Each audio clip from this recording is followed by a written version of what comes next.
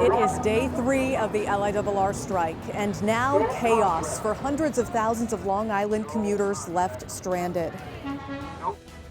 No contract! No raise! When do we want it? Now! With LIRR workers walking the picket lines, with commuters caught in the middle, forced to find another way in and out of the city. We all know that the railroad is the lifeblood of Long Island. This is beyond an inconvenience.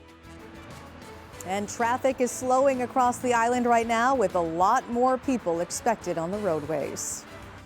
It's Monday, May 18th. I'm Macy Eglund. Now day 3 of the LIRR strike, and the first true test for Long Island commuters. It is the first rush hour since LIRR workers walked off the job. Now, there are no trains running, and traffic on the LIE is building now that people are forced to drive to the city. Here's the latest on the first Long Island Railroad strike since 1994. Right now, MTA LIRR talks are set to resume this morning after failing to reach a deal overnight. The MTA chairman and CEO says LIRR riders should telecommute today, work from home if they can.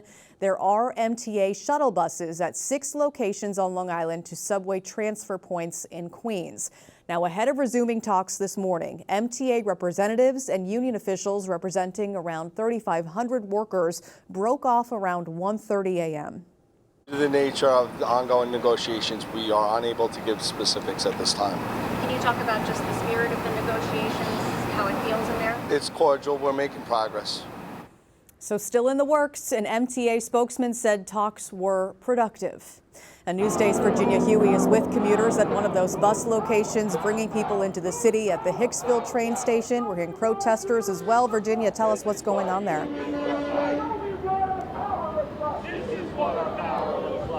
Well, Macy, there's plenty of frustration here at the Hicksville train station. As you can see behind me, there are scores of LIRR workers walking the picket line. They say they are fighting for a 14.5% pay hike over 4 years to keep up with the cost of living.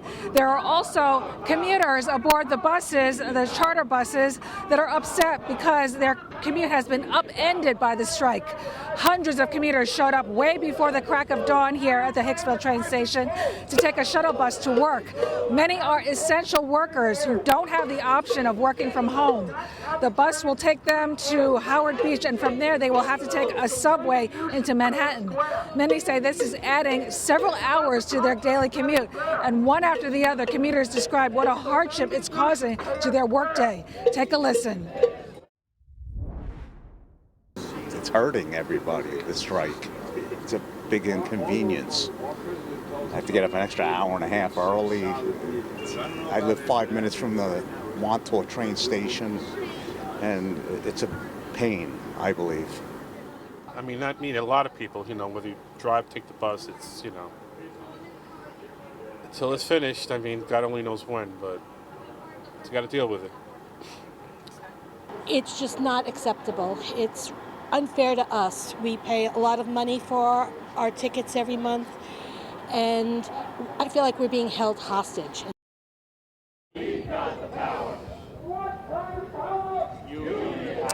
Now, while they are frustrated and stressed, many of the commuters I spoke with said they are sympathetic to the LIRR workers' plight, but they hope that the strike ends sooner rather than later. That is the latest from Hicksville. I'm Virginia Huey for Newsday TV. Macy. Thanks, Virginia. So much frustration for so many people. And with all the extra cars on the roadways now, we are seeing traffic building across the island. Here's a look at the LIE right now in Islandia. Still looking okay. You can see the westbound volume. Things just continuing to grow as we go throughout the morning. AAA spokesman Robert Sinclair Jr. telling Newsday he is expecting, quote, gridlocks like we've never seen before. We'll keep an eye on it. Governor Hochul says the MTA has put some fair offers on the table.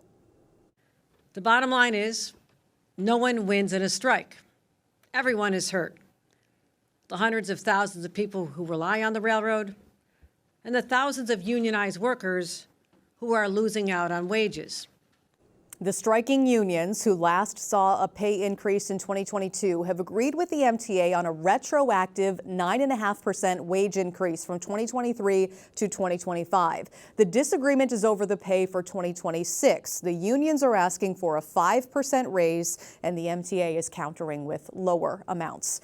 Now, this is a rare sight on the MTA's train tracking website. This site usually allows viewers to see the position and timing of every train moving on the LIRR system. Right now, it's blank this morning, of course, due to the strike. Stay with Newsday for the very latest on the LIRR strike and your best options for getting to and from work. You'll find breaking news updates on our website, newsday.com. To your other local headlines, right now police are looking for the hit-and-run driver who injured a jogger in Sayville. Police released this picture of what they call a vehicle of interest. They say an SUV hit 60-year-old Michelle Walters and took off around 5:45 Saturday morning. It happened near Brook Street and Cherry Avenue. We're told she suffered serious injuries. Stop and Shop, the largest grocery chain on Long Island, recently lowered prices on thousands of products. As shoppers' affordability worries grow, the chain cut prices at all 46 of its Long Island locations between 5 and 35%. Well, the Knicks now know who they'll face in the Eastern Conference Finals. They're set to play the Cavaliers. Cleveland beat the Pistons 125-94 in Game 7 in Detroit last night. Game 1 is set for tomorrow night at Madison Square Garden. A community taking steps together to rebuild after a devastating school fire. The annual West Side Run yesterday raised money to help rebuild a section at West Side Elementary School in Syosset. The school in the Cold Spring Harbor district was damaged 2 months ago. Money raised will help replace books in the library and restore other items lost in the fire. All right, now to your forecast. We've got meteorologist Jeff Banson. A really gorgeous weekend, but some big changes. Big swings this week, Macy. I said it last week. Can we keep this nice, warm, beautiful weather around until Memorial Day weekend? The answer looks like no right now. A very, very hard no. Okay. And I will explain why. But we do still have a few more days of this summer preview, so I don't want to be too much of the bearer of bad news on this Monday morning. Let's take a look at the almanac from yesterday. 84 degrees at Islip. First, we're going to take a look outside in Montauk, and yeah, it is a gorgeous start to the day. Already pretty mild out there. 84 yesterday, 5 degrees shy of the record at Islip MacArthur, set back in 1977 of 89 degrees. We're going to make a run at 90 across parts of the island this week, especially the North Shore and into Nassau County. Today, tomorrow, and Wednesday, we'll have that summer weather through the midweek. A cold front moves through late in the week. This is going to spark off some showers and thunderstorms, but really the bigger deal is the big cool down behind it. It'll be a little bit cloudy Thursday into Friday, and then we're looking at rain and chilly. Yes, to use the word hot and then chilly in the same 7-day, it's not really what you want with these big up and down temperatures, but May could certainly bring those, and it looks like it's going to happen this week. So here are your temperatures today already. We're warming up this morning, 70s and 80s across the island. I do think we'll see some 90s today. Watch for these 90s to sort of expand a little bit further eastward over the next couple of days. And I think these 90s in Nassau could be up around 94, 95 degrees tomorrow. Other thing you notice here, there's some coastal fog and clouds. Really could keep the temperatures out towards Montauk maybe around 60 degrees. So we could have about a 30 to 35 degree temperature difference from one end of the island to the next. The South Shore, much cooler the next couple of days because that wind's going to be pretty brisk out of the south. So right off the water, where the water temperatures in the ocean are about 60 degrees. So makes pretty much good sense there that those would mimic each other. More of the same over the next few days. You're not going to see really much in the way of any showers. All these green little blips here, all you see there, that's some mist or drizzle offshore in those fog banks. Now, as we end to Wednesday, again, the hottest day of the bunch looks like it's going to be Wednesday. Here comes that cold front. Showers, thunderstorms starting to spark off, especially further inland, north and west. They may not be all that strong by the time they reach us here, but we'll see some downpours across the island. Clouds are left over as we head into Wednesday as that front passes nearby, or I should say into Thursday. And then it's just going to be much, much cooler as a nice, refreshing high pressure builds down from Canada. So not bad here Thursday and Friday, especially once we get the sunshine back. But it is short-lived because the next system, now it's coming to a slow halt here as it kind of butts heads with that Canadian high. Take a look at how it really just meanders into the northeast here as we head into Saturday, the first day of Memorial Day weekend. And it's looking like this warm front is just going to sit over the northeast, bring periods of rain, and cool temperatures become borderline chilly when you factor in the rain. We could only be looking at the upper 50s for the first day of the holiday weekend. Forecast for today, though, I mean, we'd sign up for this for the first day of the holiday weekend, right? 70s and 80s, pushing 90 in parts of Nassau County. Plenty of sunshine tonight. A mild night. This looks like a summer overnight here, 60s and 70s. We had the ACs running this weekend. We'll probably have them running again for the next couple of nights. Another hot day, stifling for May standards. Sun and clouds. Temperatures, again, island-wide are going to be, I'll call it hot. We'll say warm on average, but it's going to be borderline hot stuff. Showers and thunderstorms coming through midweek, and then cooler and rainy to start off Memorial Day weekend. Long Island weather is brought to you by Fire Island Ferries.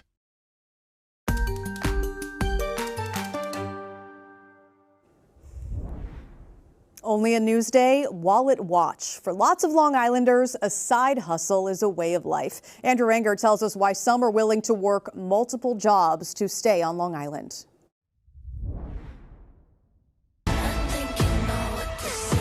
Jessica Cater has always wanted to be a professional dancer.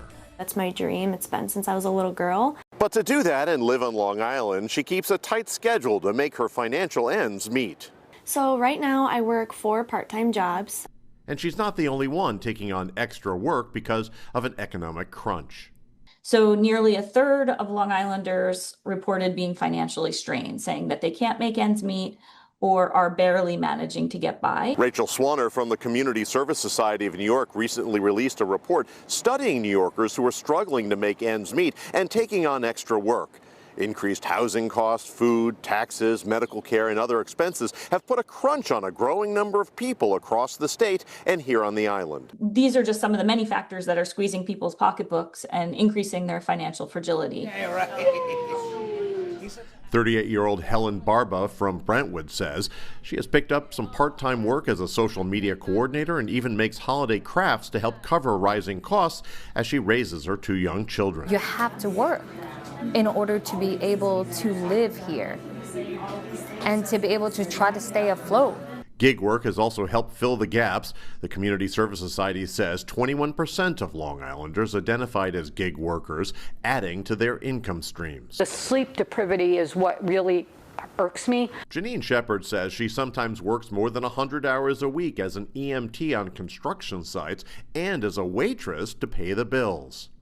It's just nonstop. I try to schedule a day off here and there, but I more or less call out before I schedule off because it's just, sometimes it's just too much. But even with the increased cost and workload struggles, many say they don't want to leave Long Island because there are opportunities here. And some, like Jessica Cater, are trying to remain positive. This is really hard, but I'm so grateful that I get to do this. And there's not many people that have the opportunity to be working this hard. Andrew Enger, Newsday TV. You can read more about Long Islanders with multiple jobs and find resources to help you save money on Newsday.com. Click Get More below the Newsday TV video box. Well, tomorrow is Super Tuesday. Long Islanders will weigh in on the largest portion of their property tax bills, and many cash-strapped districts are facing some tough decisions. Ken Buffa takes a look at what's at stake. You're watching Newsday TV. Thanks for joining us. I'm Ken Buffa. Long Islanders will vote on the 2026-2027 school budgets on Tuesday. And a Newsday analysis finds total spending in Long Island public schools could rise by more than 3%, which equals almost $17 billion. We spoke to some taxpayers about what they think about their district spending. It seems like it's been raising the last couple of years.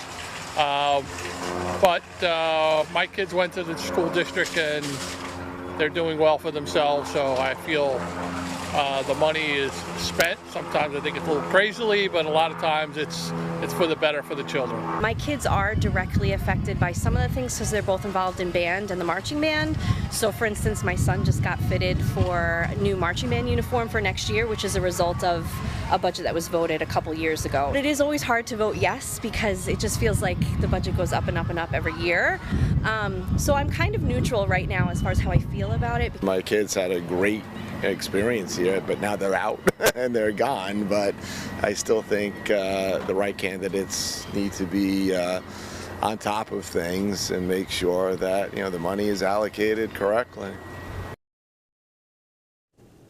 Now I'm joined by the executive director of the Nassau-Suffolk School Boards Association, Bob Vecchio, and Newsday education reporter Don Zoe. So Bob, we'll start with you.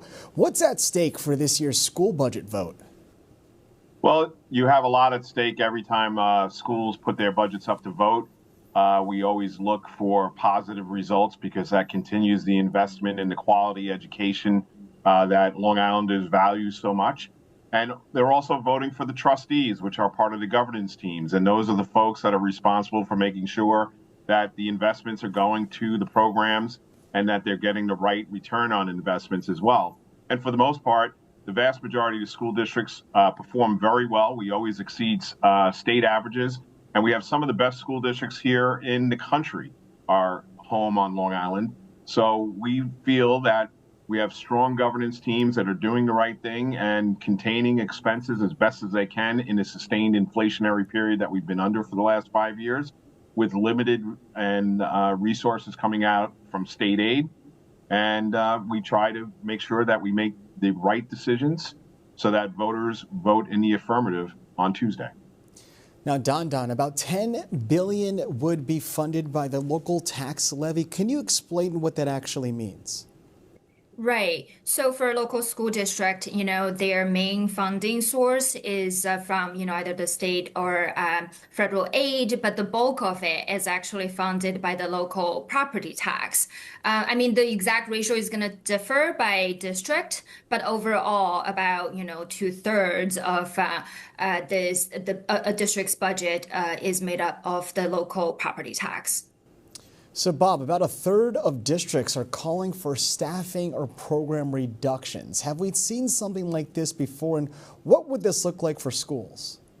Yeah, so we're seeing districts that are struggling to maintain programs, maintain staffing at the levels that we've seen in the past due to the fact that we're seeing less increases coming in from the state and cap on local resources with the property tax cap. And inflationary costs are exceeding the resources that we could get on the form of revenue. Inflation has exceeded, nearly 3%. But for school districts, we're seeing 20% increases in transportation, double-digit increases in health insurance. Those two cost factors alone drive the inflationary rate for school districts at a higher rate than the consumer price index. So school districts have to balance their budgets while dealing with inflationary costs. And this is seeing a greater result of cutbacks in school districts that we haven't seen in recent years.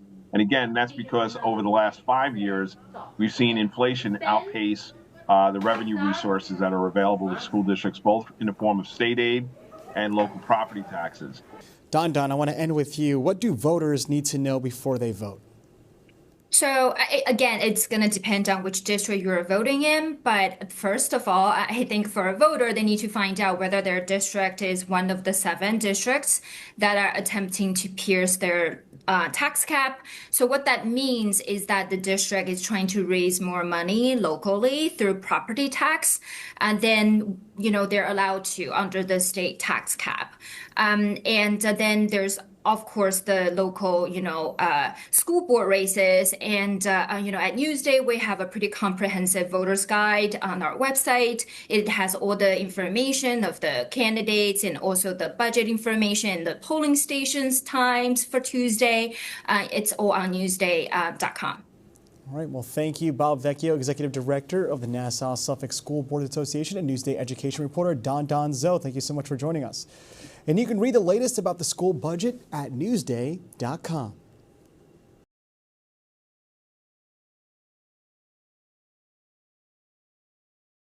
Out East with Doug Geed is brought to you by Connect One Bank, a better place to be. Now to a unique Long Island livestock farm. Let's head out east with Doug Geed.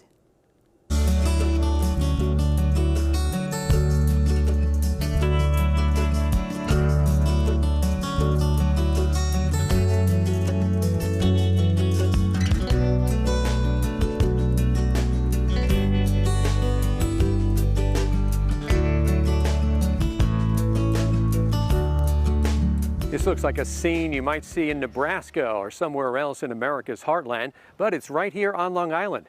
This is a 16-acre farm where they raise chickens, cattle, and sheep. I'm Doug Geed, out east on Newsday TV, and this is Browder's Birds in Mattituck. We're a sustainable livestock farm. We have chickens out on the field that will fertilize and help the grass grow, and then we have herbivores, which are sheep and cattle, which come in and they help mow the grass by eating it. City dwellers Chris and Holly Browder moved to the East End about 15 years ago for a quieter life in the country. Well, maybe quiet isn't the right word. Raising chickens for their eggs and meat was the main focus of their farm. At our peak, I would say we had about 3,000 to 4,000 chickens. Today, that number is significantly lower, but they've added cattle and sheep to their farm. And for sheep, springtime is haircut time. This particular breed that I'm sharing today is called a Cotswold. Tabitha Habold raises sheep, llama, and other animals for their fleece, but she's also a professional shearer. She goes to farms up and down the East Coast to render her rare and rigorous services.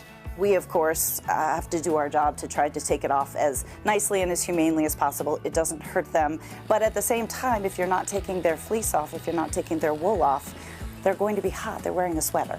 And sweaters are what this wool ultimately becomes. What we do is we take the wool and we're cleaning it first by hand, and then we're going to send that wool up to a mill in upstate New York where it's going to get spun into yarn and dyed. The Browders sell sweaters, hats, and gloves and other items at their farm. It's a tough job getting all that wool, but shearers say besides keeping you in good shape, there are other benefits. AI is never going to take my job. I have job security indefinitely. In Mattituck for Newsday TV, I'm Doug Geed.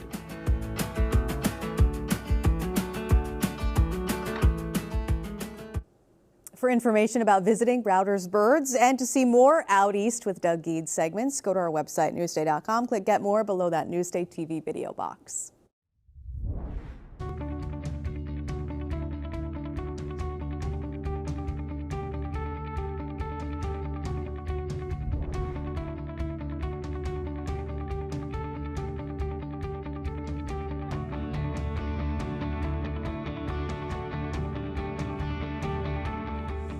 See more on these stories and track the latest on the LIRR strike on Newsday.com. And watch us streaming anytime on Local Now, YouTube, and the other streaming services you see there. I'm Macy Eglund, here with meteorologist Jeff Banson. More Long Island news and your forecast coming up here on Newsday TV.